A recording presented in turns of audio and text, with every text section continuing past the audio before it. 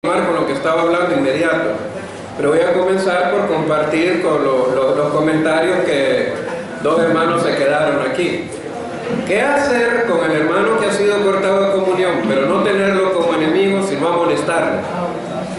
Eso significa que no podemos maltratarle, no podemos usar actitudes carnales, es lo que me decía uno de los hermanos. No podemos tomar una actitud carnal en contra de él, de menospreciarle, de ofenderle. De hecho, el texto dice que aunque esté en pecado, todavía sigue siendo hermano. Y muchas veces nosotros nos preguntamos, ¿y será hermano este plano todavía así como es? Bueno, el texto dice, tratable como hermano. En pecado, ¿verdad? Pero sigue siendo hermano. ¿Verdad? Sigue siendo hermano. En ese caso no podemos estarle ofendiendo. ¿Qué significa tratarle como hermano? Significa preocuparnos porque escuche la palabra. Yo le puedo confesar algo y no me va a dejar mentir. Aquí está el hermano Eduardo Flores. Entonces este hermano se ha ido a refugiar a la congregación donde él. Nosotros como les digo, nosotros por un par de años no tuvimos adentro que escuchara la palabra, pero su comportamiento hizo difícil que nosotros tuviéramos cultos de adoración en paz, estando él adentro. Entonces, ¿qué hicimos? Lo sacamos del edificio porque no podíamos estar permitiendo el desorden. Él se va donde el hermano Eduardo Flores.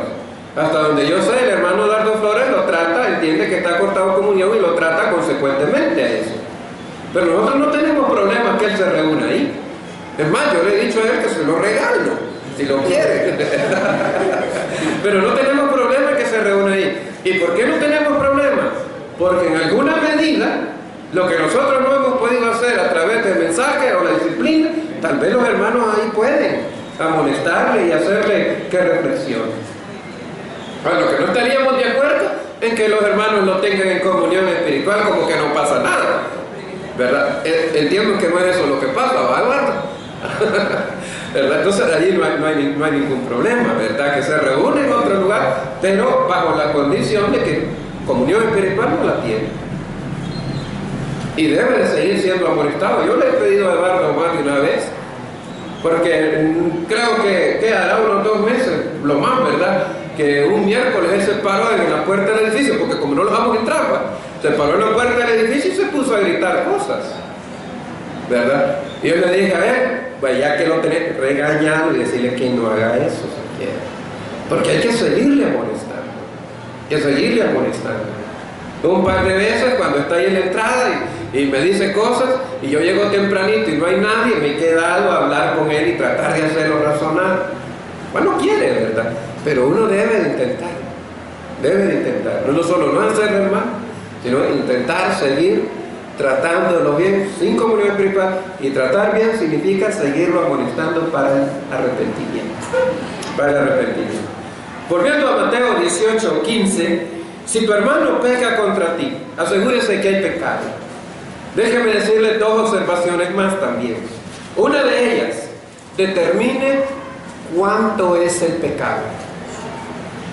Determine cuánto es el pecado y qué tipo de pecado cometió su hermano contra usted. Mire, hermano, meterse a un proceso de corrección disciplinaria que puede terminar en corte de comunión, tiene que tener una buena causa. Si es solamente porque en algún momento hizo algo que a mí no me gustó y que bíblicamente no debe haber hecho, pero si no es suficiente causa para meter a toda la congregación en el problema, hermano, no comience este proceso. Hágalo de 1 de Juan 5. Ore por esa persona. Incluso está cortado comunión, ore por él también, ¿verdad? Pero haga eso. ¿Qué tan grande fue el daño que le hizo? Es decir, el daño tiene que ser o poco o mucho. Tiene que ser algo. Y usted dice, sí me hizo daño, tengo las pruebas, no es un malentendido, no es cuestión de sentimientos, sí me hizo daño y tengo pruebas. La segunda cosa es, hágase esta pregunta: ¿es lo suficientemente grande como para que yo me exponga a que esto llegue a ser tratado por toda la iglesia? ¿Vale la pena llegar hasta eso por esta causa? Si no vale la pena, ahí déle. Ahí déle. Ore por la persona. No todas las ofensas, hermano, valen la pena. Usted puede efectuar el perdón, usted puede botar el resentimiento, olvidar el daño y seguir adelante. La otra cosa que quiero enfatizar es que usted esté seguro de las pruebas, porque no vaya a ser que se revierta el caso y usted quede como por falso testimonio, acusado por falso testimonio, porque usted va a llamar uno o dos testigos. Y los testigos que supuestamente lo van a ir a apoyar pueden terminar hablando en contra suya. Y en este caso, hermano, si usted el pecado no es muy grande, o usted no tiene prueba, pero el pecado es real, porque no siempre todos los pecados los podemos probar. Yo lamento que a veces tengamos esas actitudes, pero al mismo tiempo las entiendo.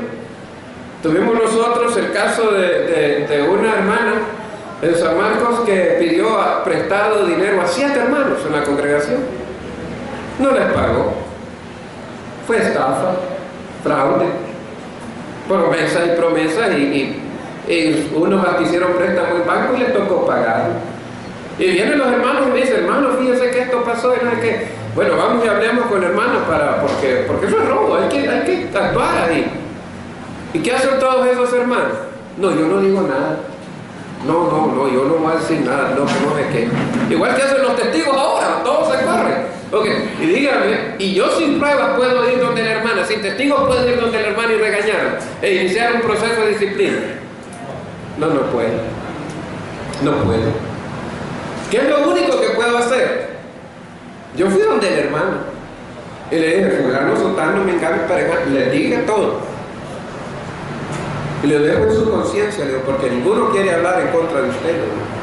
Eso no es correcto. Ahora, si usted, porque no me dijeron, quiere quejarse de ellos, entonces yo la apoyo, porque si tal vez hacemos así que esos hablen también, ¿verdad?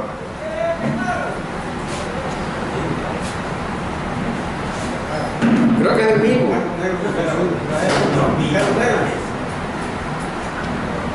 ¿Qué pasa ahí?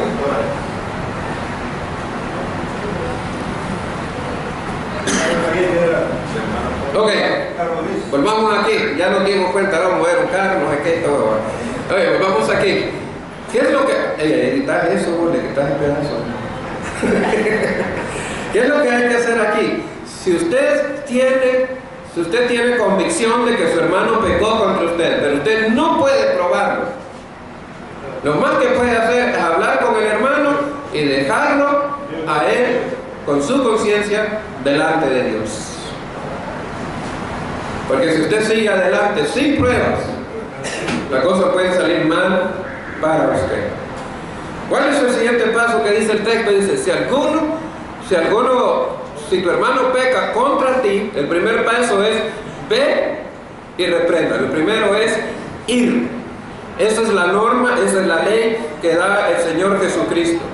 Usted, ¿por qué hay que ir, hermano? ¿Por qué hay que ir a esa persona?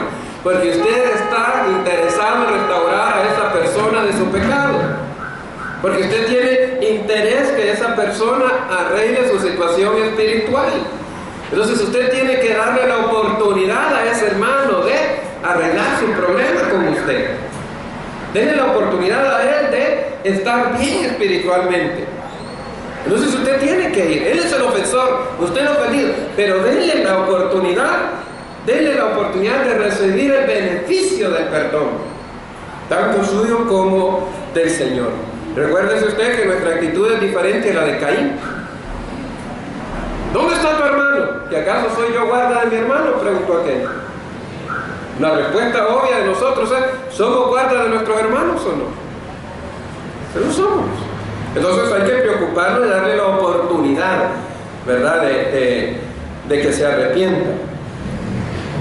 No menosprecie a ninguno de los hermanos.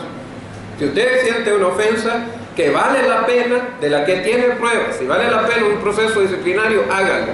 No lo menosprecie. Porque si tiene suficiente peso y pruebas, estamos hablando de que el hermano tiene un pecado serio en su vida. No es un pecado no de muerte, es un pecado serio. Pero me estoy explicando. Usted tiene que estar seguro que lo que usted llama pecado es real. Y usted tiene pruebas. Y no lo puede soportar usted. Porque no es cosa pequeña. Entonces su hermano tiene un problema grande. Porque ha pecado contra usted. Entonces vaya y no menosprecie. Mateo 18, del 10 al 21, precisamente está este asunto, ¿verdad? No menosprecie a alguno de los pequeños. Y está la historia, si un hombre tiene 100 ovejas y extravía una, vaya por una. Deje las 99, yo me quedaría con las 99, pues una vuelve una. ¿Lo que dice Jesús? Deje las 99, vaya por una. Por una, dele la oportunidad, ¿verdad? Dice, repréndalo. Haga su reclamo. Ahora, reclamar, reprender, redarguir, regañar, todo eso, correcto, pero con una actitud de amor. Y vamos a hablar de eso, pero déjenme ir avanzando. Dice, ve y repréndelo estando tú y él solos. ¿Por qué solos? Porque son pecados personales y usualmente pecados privados. Pecados personales y pecados privados. ¿Por qué solo? Porque queremos proteger hasta donde se pueda la reputación y el testimonio de este hermano delante de los demás. No es sabio que todos conozcan nuestros defectos ni los defectos de las demás personas, de aquellos que nos dañan. ¿Por qué en privado? ¿Por qué el texto dice en privado? Que es lo que muchos hermanos no hacen ahora. Porque quiere evitarnos caer en el pecado de la murmuración. A que no caigamos en ese pecado. Miren lo que dice el texto. Dice, estando tú y él solos. Ninguna persona más involucrada. Solo el que cometió el pecado, el que ofendió y el que fue ofendido. Y este tiene que ir a buscar la reconciliación y la restauración del otro, sin involucrar a nadie más. Ahora fíjense bien lo que dice, si te oyere. Y esta declaración tiene bastante peso. Si te oyere. ¿Qué significa eso? Usted tiene que ir a explicarle su problema y tratar de convencerlo, porque continúa, dice, si te oyere, has ganado tu hermano. Entonces, cuando usted habla, cuando usted le reclama, ¿cuál es su objetivo? ¿Desahogarse? ¿Ofenderle? ¿Cuál es su objetivo? Ganarlo. Reconciliarse con él. Entonces, repréndelo, pero reprenderlo ¿para qué? Para ganarlo. ¿Qué significa eso? Bueno, que usted va a llevar una actitud que le ayude a ganar al hermano. Porque si usted llega molesto, usted llega con gritos, usted llega menospreciando, humillando a la persona por su error, ¿usted cree que lo va a ganar? No. ¿Cuál es el objetivo? Entonces hay que hacer todo lo posible para ganarlo. Y esto incluye llevar una buena actitud, una actitud madura, una actitud espiritual, motivado por el amor a Dios, por el amor al hermano, para restaurarlo. ¿Cuánto tiempo y cuántas veces va a hacer eso? Las veces que sea necesario. El tiempo que sea necesario, si usted quiere ganarlo. Ahora, va a llegar un momento en que el texto dice, pero si no te oye, que a pesar de que usted puso todo su empeño para convencerlo del error, no lo oye. Entonces usted tiene que seguir con el siguiente paso. La palabra reprender ahí, hermano, no significa llegar a regañar.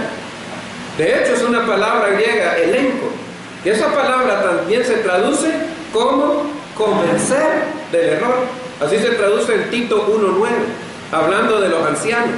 Dice que los ancianos tienen que mantenerse firmes en la verdad, en el Evangelio, así como lo han oído, dice, para convencer a los que se oponen.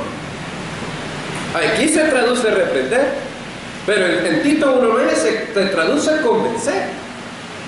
Entonces no crea que porque dice, vaya y repréndalo, yo tengo todo el derecho y usted y me va a pedir perdón.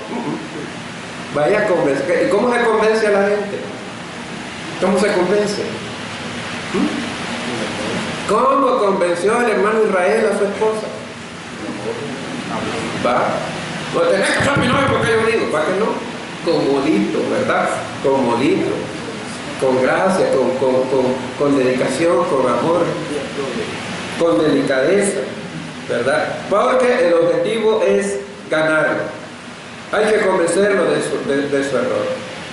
¿Qué se utiliza, hermano, para convencer a alguien de su error? ¿Qué se utiliza? Yo solo conozco dos instrumentos.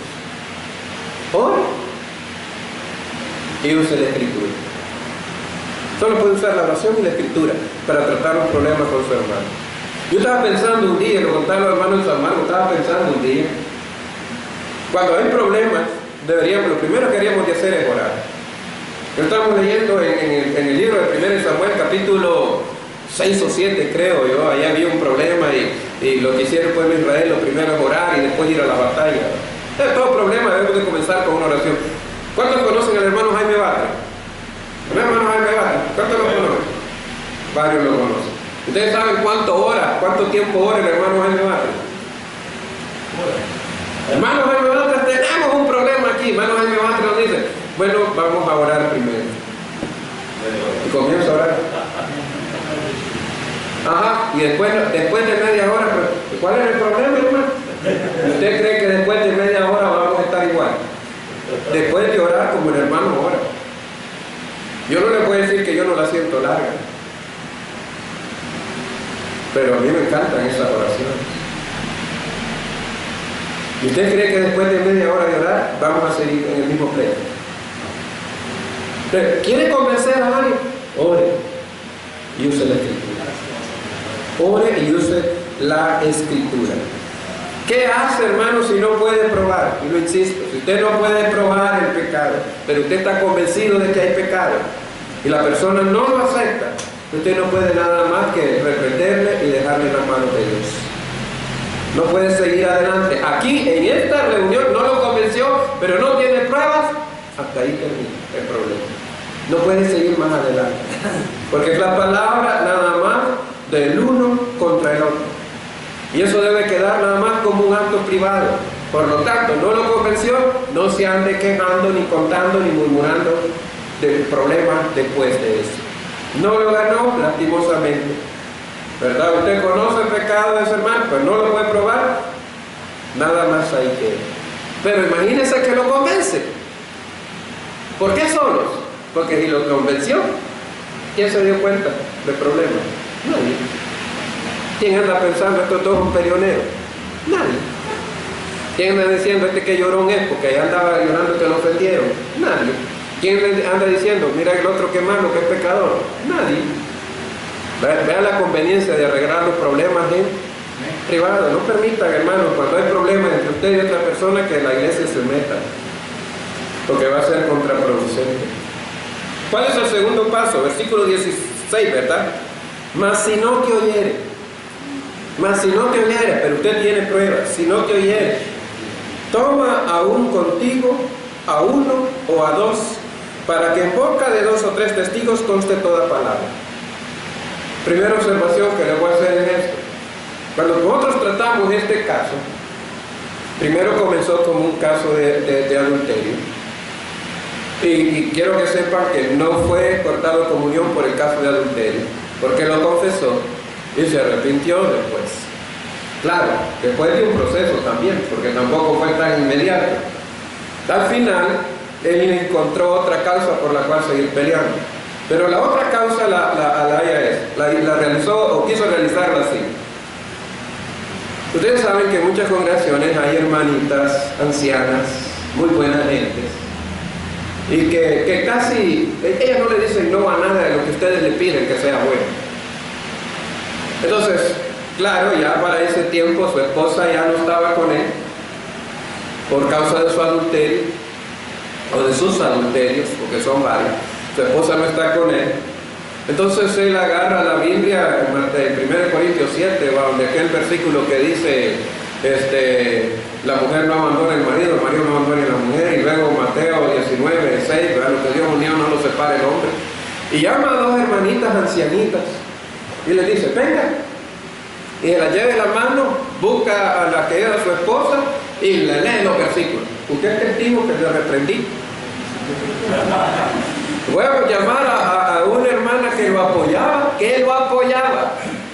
y venga, le digo, y le leyó lo mismo, usted es testigo que lo aprendí. Ahora, si no volvés conmigo, el siguiente paso es que te voy a denunciar delante de toda la iglesia. Y a algunos les podrá hacer sentido de que con ir a leer 2 versículos ya cumplió con este paso. No. Analice lo que... Mire, si no te oyere... ya lo perdí, pues dice, si no te oyere, toma aún contigo a 1 o a 2, para que en boca de 2 o 3 testigos conste toda palabra. Toda palabra. Ok, en el primer paso hay que poner esfuerzo y corazón para tratar de convencerlo. Cuando lleguen los testigos, hay que poner otra vez lo mismo, todo el esfuerzo y el corazón para tratar de convencerlo. Ahora, si son testigos que todo se les olvida, si son testigos que no se fijan, ¿usted cree que son buenos testigos? Si son testigos que no tienen una buena moralidad, si son testigos que son parciales, porque él buscó a una hermana que lo apoyaba, ¿ustedes creen que ella va a ser testigo fiable? La calidad de testigos no es solamente porque va a ir a oír. De hecho, miren lo que dice el texto, dice 17, ¿qué dice? Si no los oyeren a ellos. En otras palabras, en esa reunión los testigos no solo van a ver y a oír, sino que van a hablar, a reprender al hermano. ¿Y qué significa reprender? Convencerlo. Entonces esta persona, ¿y cómo se convence a una persona? ¿Con qué? Biblia. Entonces, testigos no es solamente alguien que de casualidad o por conveniencia estuvo presente. Los testigos tienen una participación en esa reunión, tienen una responsabilidad que no todo miembro puede realizar. Y no se trata solo de ir a leerle 2 versículos como hacía este hermano. Y él quería obligarnos a que después siguiéramos un proceso ante la iglesia, hermano, si no se ha cumplido. Miren, los testigos, incluso para participar, un testigo que buen testigo, para participar, primero se va a asegurar que el pecado del que se habla es real y hay pruebas. Si no, ¿para qué se va a meter a hablar lo que usted no puede probar, igual que el acusador? Testigo tiene que tener pruebas también, o mejor dicho, estar seguro de que hay pruebas. Segunda cosa que el testigo tiene que hacer antes de meterse es asegurarse de que el acusador o el ofendido cumplió con el primer paso correctamente. Quiero que sean testigos de esto. Pero, ¿qué ha hecho? Ya siguió el proceso bíblico. Ya fue donde él y ustedes solitos y le mostró las pruebas y el pecado es lo suficientemente grande como para que lleguemos incluso hasta la iglesia si es necesario. ¿Me estoy explicando? No testigo porque todo es presente y sí, yo digo, no, bueno, más o menos así digo. No sirve eso, hermano. No sirve.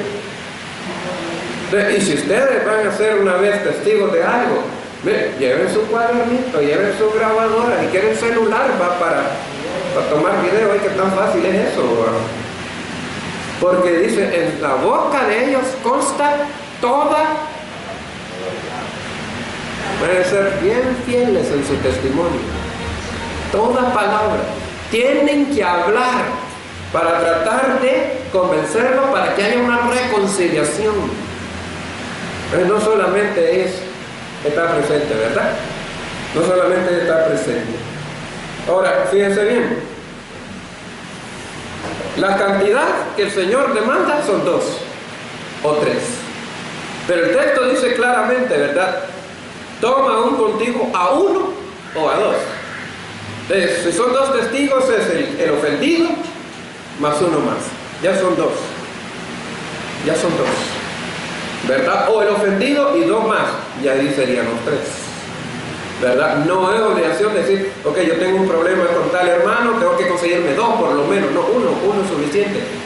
Pero, 1 es suficiente sí y solo si ese hermano conoce la Biblia, ese hermano es imparcial, ese hermano se asegura de los requisitos antes de meterse en el problema, y si ese hermano tiene buen testimonio delante de la iglesia. Solamente. Si usted y yo no cumplimos el requisito, ni nos metamos. Si queremos a alguien que nos ayude, busquemos gente de buen testimonio. ¿Qué es lo que dice su Biblia? ¿Quiénes deben de corregir? Ya lo dijimos, ¿va? Los espirituales, los maduros, los fuertes en la fe, los que tienen por el uso discernimiento entre el bien y el mal. Así que no es cualquier hermano. Por eso les decía en un momento, ¿verdad? ¿Quién puede iniciar este proceso? Si usted es ofendido, cualquiera que sea ofendido. Pero cualquier hermano puede meterse, no cualquiera. No cualquiera.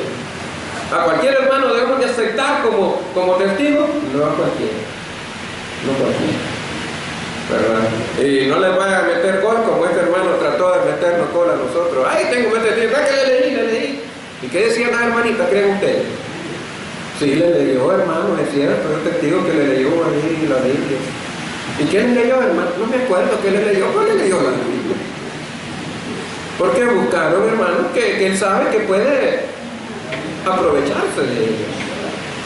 Gente inocente dentro de la iglesia, ¿verdad? Esto hay que incluirlo dentro de la congregación, ¿verdad? Ok, por supuesto que deben de ser gente que teman a Dios, llenos del Espíritu Santo, gente sabia, ¿verdad? Gente que vaya a resolver el conflicto.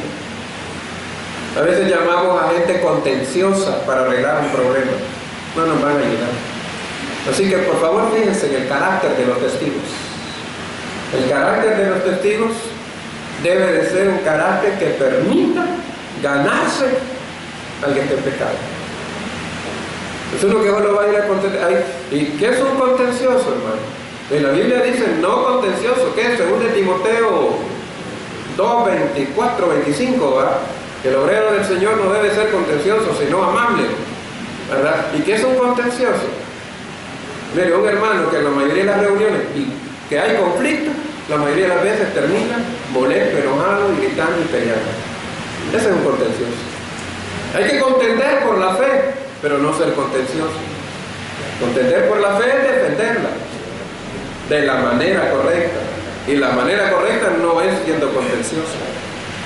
Pero no busquen hermanos así para arreglar problemas, porque van a ser peor los problemas. Ok, después dice, si no los oyere conste toda la palabra. Bueno, ya hablamos de esto, ellos tienen que saber reprender también. Luego dice, y si no los oyere a ellos, versículo 17, dilo a la iglesia. Dilo a la iglesia. Entonces, fíjense bien, ni es el hermano por su cuenta, ni es el hermano con los testigos quien lo van a cortar de comunión al pecador que no se arrepiente. Es más, si ustedes van a 1 Corintios 5, el apóstol Pablo claramente dice, no se junten con él, deberían de sacarlo de la iglesia. Dice, yo ya la he juzgado, pero reunidos ustedes, lo han leído, por quieren lo leemos mejor, pero reunidos ustedes y mi espíritu con ustedes, del tal sea juzgado. Sí, el apóstol Pablo, como apóstol, él pudo haber dicho, yo lo declaro cortado de comunión, pero no lo hizo. Aunque esa era su actitud y su decisión personal, el tal no estaba cortado de comunión hasta que la iglesia lo hiciera. Hay hermanos que ellos, los predicadores, cortan de comunión, como les digo, nos cortamos de comunión unos a otros. Eso es pero yo les digo, eso es un falso corte de comunión antibíblico. No solamente eso, a veces somos más astutos y por astutos creemos que estamos mejor. Porque lo que hacemos es que reunimos a los varones de la iglesia, o incluso a veces algunas hermanas que nos apoyen, y con el apoyo de algunos de la iglesia, creemos que estamos haciendo lo bíblico. El texto no dice eso. Dice, reunidos vosotros con la iglesia. Vosotros deberían de haber quitado de en medio. Mire lo que dice aquí. Dilo a quién. A la iglesia. Porque es la iglesia la única. Mire, ni apóstol, ni evangelista, ni misionero, ni maestro, ni jefes de la iglesia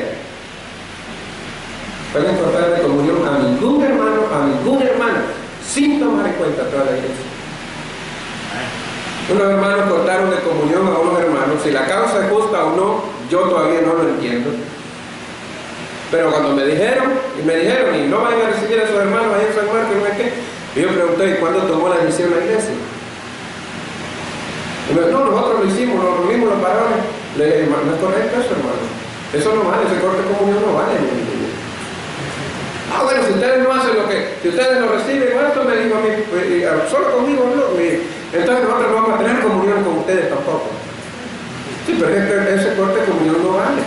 Ahora, yo no estoy buscando la causa, puede que ellos tuvieran razón en la causa. Yo le explico el texto y se limitó a decirme, bueno, tal vez cometimos un error, pero está cortado en comunión. No está cortado en comunión. Dilo a la iglesia. Ahora, significa, mire, si hay un problema personal, significa que la persona que tiene el conflicto personal se va a poner delante de la iglesia a contar todo el problema por su propia cuenta. Yo pienso que no. Decirlo a la iglesia en primer lugar implicaría hablar con los obreros que están al frente en esa congregación, que están haciendo la obra en esa congregación. Y dejar que ellos, o junto con ellos, exponer la situación ante la iglesia. Debería de estar presente el culpable, pero a veces no quieren estar presentes. Aún así la iglesia tiene que actuar. Para eso son los testigos. Este hermano que yo les cuento no estuvo presente. Y por mucho tiempo él dijo que no valía porque no estuvo presente, pero hay testigos. Cantidad de testigos de su problema. Entonces la iglesia tiene muchos testigos. Ahora, él fue el que no dio la oportunidad para ser reprendido, porque el texto dice, si no los oyere ellos, dilo a la iglesia, y si no, oyere a la iglesia. Entonces esa reunión no es para otra vez para sacarse trapos al sol. De hecho, si no oyere a la iglesia, primero, la iglesia va a oír a los testigos. La iglesia, si los testigos son fiables, la iglesia no tiene por qué poner en duda lo que digan los testigos. Porque el caso tiene que ir ya bien probado ante la iglesia. Entonces no se trata de un debate ya en este momento. Se trata de una reprensión para convencer al hermano a que se arrepienta. La prueba la aportan los testigos ante la iglesia. Por eso en boca de ellos consta toda palabra. Luego la iglesia tiene la oportunidad de reprender, de convencer a ese hermano por oración y uso de la palabra de Dios. Y solamente en el caso que el hermano en pecado no se arrepiente, tiene problemas personales y privados, solo en el caso que el hermano no se arrepiente, dice el texto, tenle por gentil y publicano. Otras versiones dicen tenle por pecador.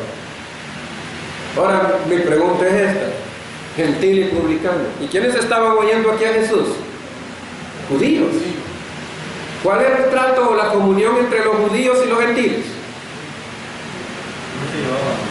¿Sí? Ellos están excluidos del pueblo de Dios. ¿Cuál era la actitud y el trato entre judíos con los publicanos, que también eran judíos, pero trabajando para los invasores, en este caso Roma? ¿Cuál era el trato con ellos? Esos eran traidores, con ellos no nos metemos. Entonces otra vez dice, tenle por gentil y publicano. ¿Qué está diciendo? Aléjate de ellos. No tienes comunión con ellos, no hay compañerismo, no hay una relación espiritual. Los judíos así lo entendieron. Así deberíamos de entenderlo nosotros también. ¿Recuerdan ustedes el caso de Cornelio? Cuando Pedro fue a visitarlo y está contando allá en Hechos capítulo 10. Y está hablando de que Cornelio era un gentil. ¿Y qué es lo que dice Pablo? Vosotros, como ya sabéis, cuán abominable es para un judío juntarse con un gentil. ¿Y qué dice el Señor que hay que hacer por el pecador? Tenerle por gentil y publicano. Bueno, por más que queramos darle la vuelta a la gente que esté en pecado, que no se arrepiente y está cortada de comunión, no puede tener comunión espiritual de Dios. La mayor tolerancia es tenerlos presentes en las reuniones y amonestarles como hermanos. Pero comunión espiritual no puede haber. No puede. Como dice, ni aún más, ni siquiera pueden participar de las actividades sociales de la iglesia.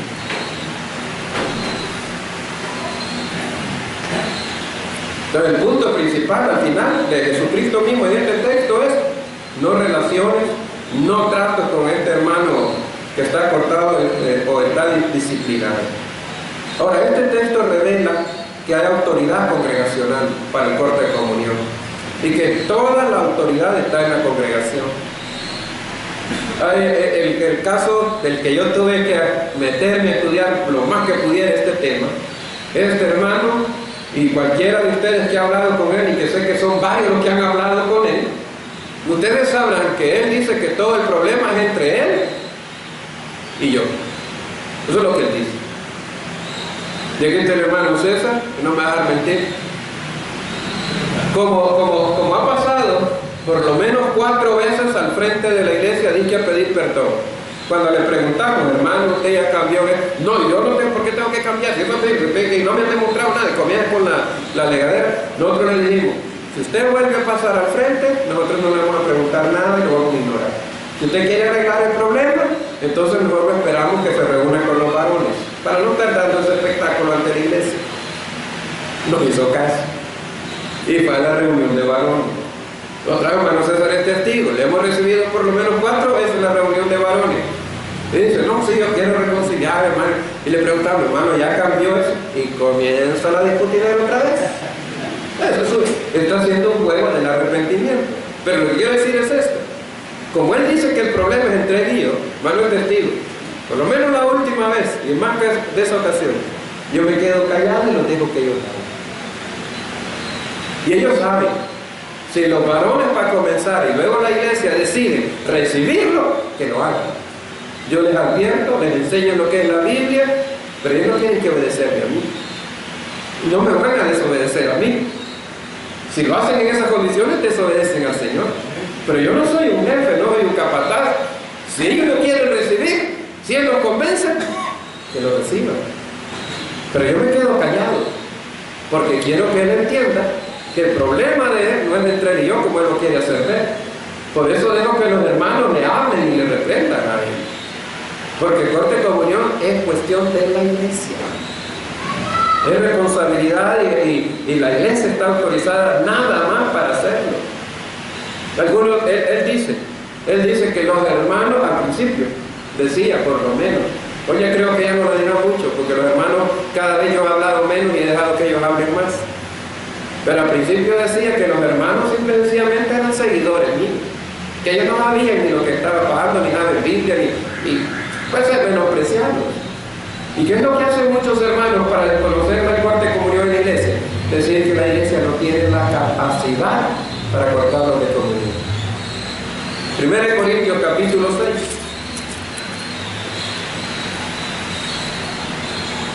Dice: ¿osa alguno de vosotros, cuando tiene algo contra otro, ir a juicio delante de los injustos y no delante de los santos? ¿O no sabéis que los santos han de juzgar al mundo? Y si el mundo ha de ser juzgado por vosotros, ¿sois indignos de juzgar cosas muy pequeñas? ¿O no sabéis que hemos de juzgar a los ángeles, cuanto más las cosas de esta vida? Ahora, los santos en Corinto, ustedes pueden leer los primeros capítulos. ¿Qué dice el apóstol Pedro? Pablo dice: ni muchos son nobles, ni muchos aquí son sabios. ¿Se acuerdan que lo dijo?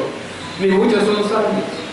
Y tenemos evidencia que los hermanos en Corinto les faltaba mucho espiritualmente, con todos los desórdenes que tenían. Con todo y eso, según este capítulo, estos versículos, ¿quién dice el apóstol Pablo que tiene la autoridad y la capacidad de juzgar los pleitos entre unos y otros? La iglesia. Vosotros. Sí, es una declaración bastante fuerte. Pero en todos los textos demás, y cuando hemos leído los demás textos, Romanos, Timoteo, Tesalonicenses, señalarlo, fíjense, todas son actividades congregacionales. no se junten, apártense. Son actividades congregacionales, hermanos. Siempre va a haber algunos que van a salir por otro lado. Sin embargo, la disciplina en el nombre del Señor, que aunque incluye una disposición obviamente de restaurar y perdonar al hermano, es una disciplina que le corresponde. El corte de comunión es un derecho, una prerrogativa, una decisión que solamente la iglesia puede tomar. La iglesia debe de tomar. ¿Puede equivocarse la iglesia? Sí. ¿A favor o en contra? Puede equivocarse. Pero siguiendo estos pasos, aunque es posible, no es probable. Y entiendo espero que entiendan la diferencia entre posible y probable. Por ejemplo, ¿es posible que caiga un rayo aquí? Sí, porque un rayo puede caer en cualquier lugar. Pero ¿cuántas probabilidades hay que caiga un rayo aquí? Una en millones. ¿No es posible que la iglesia se equivoque? Siguiendo el proceso bíblico todavía, hay algún defecto posible. Pero yo no pienso que es probable. Viendo la voluntad del Señor, no pienso que la iglesia se va a equivocar. Ahora déjenme terminar con esto. Y quiero volver a una idea anterior.